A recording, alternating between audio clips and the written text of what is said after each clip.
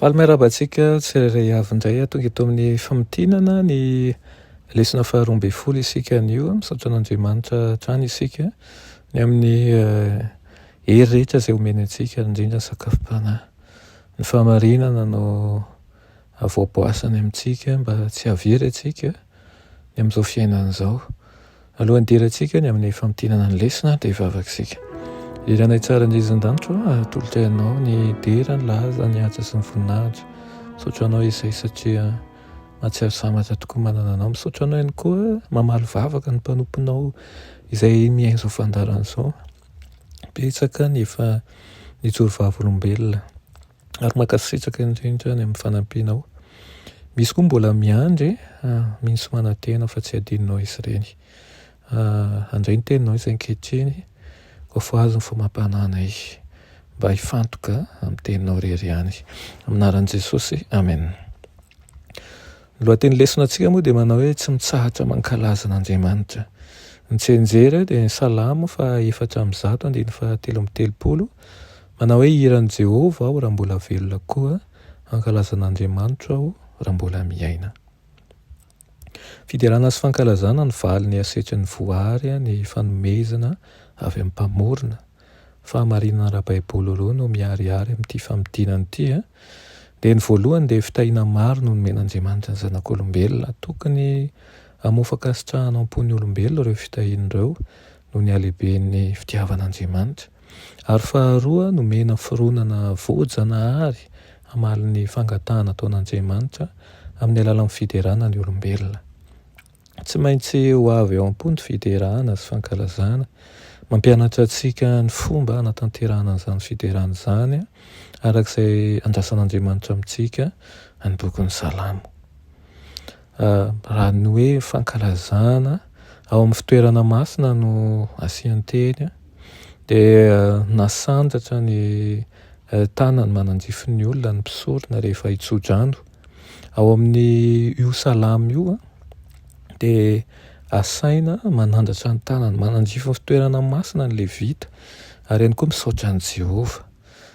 Hoy manko ny salamo 4:30 manao hoe andeha misaora an'i Jehovah ianareo rehetra mpanompon'i Jehovah izay mitoetra alina ao amin'ny tranon'i Jehovah, manandrata ny tananareo ho an'ny fitoerana masina ka misaora an'i Jehovah hitahy anao avy ao zionany Jehovah mpanao ny lanitra sy ny tany. Ao amin'ireo toe-javatra roa ireo dia mitovy ny vokatra azo, mamaly amin'ny alalan'ny fitahian'Andriamanitra. Iza ary no afaka misaotra sy midera an'i Jehovah?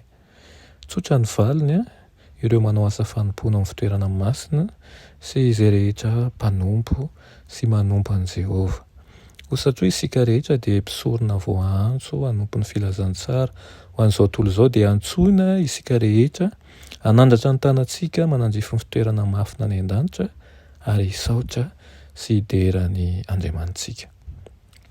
Manarak'izany dia nijery ihany koa isika ilay fankalazana amin'ny firam-baovao.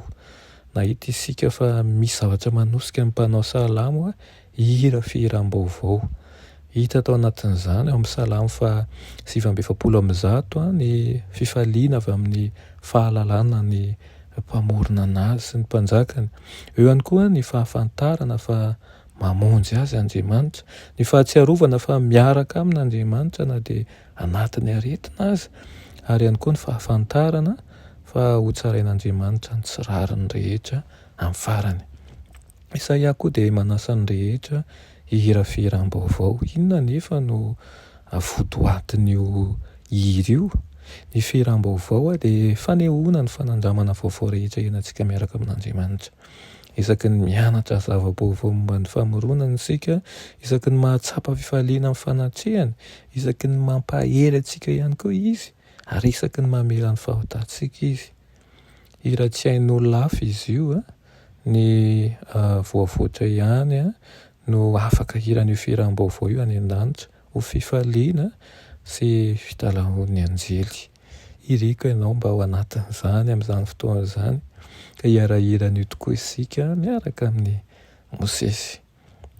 Eo ihany koa nandritra ny herinandro io nijery isika ilay amin'ny fankalazany mahitsy. Dia ny salamo 5:10 no milaza azy.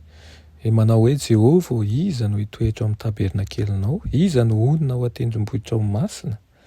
Namakivaky an'iny salama iny sika nandinika dia hitantsika tokoa hoe iza moa no mendrika anao fankalazanao anatin'Andriamanitra, dia izay mahitsy fo sady tsy miteny lainga, izay tsy manendrikendrika na mihaino fanaratsiana, izay manome voninahitra ny matahotra an'i Jehova, izay tsy mivadika amin'ny teny nomeny na maningotra azy, izay manampy nefa tsy mitady tombony amin'izany ihany koa, izay tsy mandefitra ny tsirariny, izay madio fisaina sy tsara fikasana, izay tsy mitady kambana amin'ny ratsy fanahy fa manameloka ny fahagotana.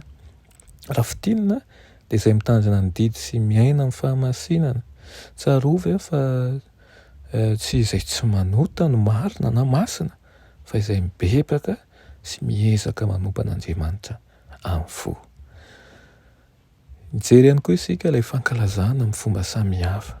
Misy lafin-javatra maro ny fiankofana sy fankalazana. Mankalaza an'Andriamanitra amin'ny hira isika, miankohoka aminy isika rehefa miresaka momba azy amin'ny hafa, na amin'ny fanasana azy ireo hiaraka hiankohoka amintsika ihany koa, ary mankalaza azy isika rehefa manome voninahitra ny anarany sy mitondra fanatitra ho azy.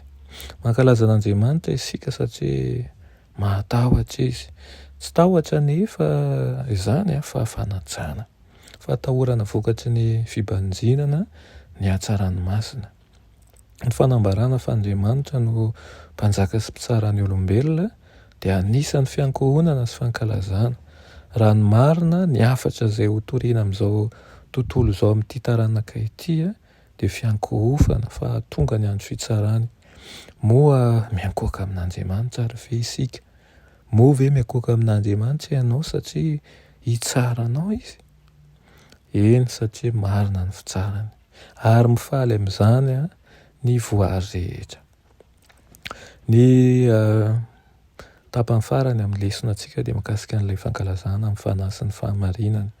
Anisan'ny singa fototra amin'ny fanompoam-pivavahana atao amin'ny tempoly ny fitondrana biby atao fanatitra, kanefa mandany ireo fanatitra ireo Andriamanitra amin'ny salamo. Nahoana? Sitrakan'Andriamanitra ny hanahy ny fanatitra raha toa ka manao ny tsirariny amin'ny naman'ilay mitondra azy, na tsy mahafantatra akory ny hevitra ara-panazy asehony, na ihany koa manatanteraka an'izany karazana fombafomba fotsiny ihany.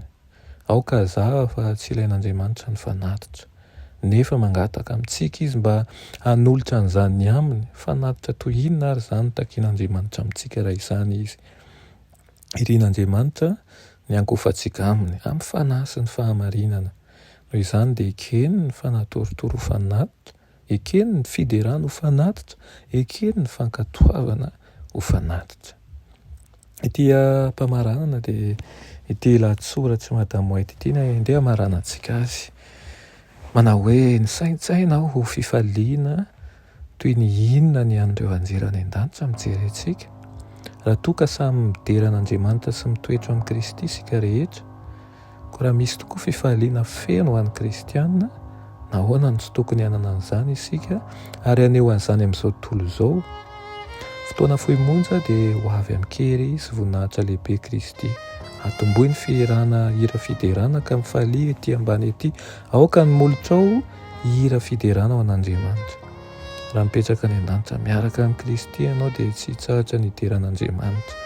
Atombohy ny fanazarana ny lelanao hidera azy ary tezao ny fonao hamelovelo an'Andriamanitra. Raha vao mitady hampanjombona anao ilay ratsy dia mihira ho an'Andriamanitra. Izany ihany koa no hitaomana antsika aoka isika ho feno fiderana sy fankalazana an'Andriamanitra. Indraindray isika dia faly ery midera sy mihira rehefa hiran'izao tontolo izao tsy afaka anatin'ny vava mihitsy ary, fa rehefa hira fiderana dia mahalaina indraindray.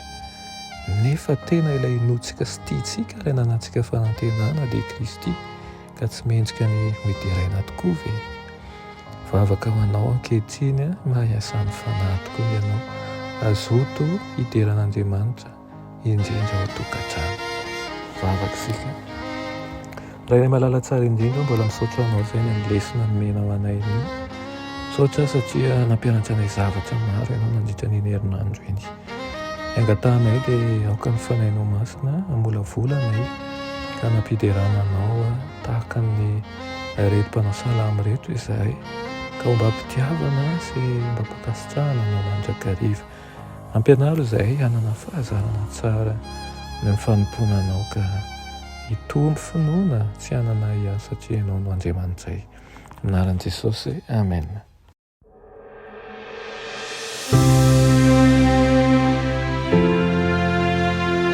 Mianatra eo an-tongotry Jesosy isan'andro.